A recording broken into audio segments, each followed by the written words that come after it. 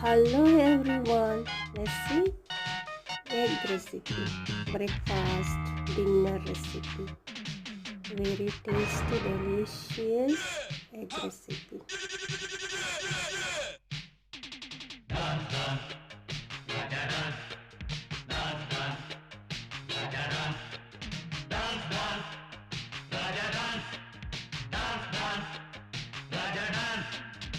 ನೀವೇ ನನ್ನ ತಾಯಿ ತಂದೆ ಎಂದು ಬಂದೆ ಇಲ್ಲಿಗೆ ನಿಮ್ಮ ಕಂದ ಆಡೋ ಚಂದ ನೋಡಿ ಹರಸಿ ಎನ್ನುವೆ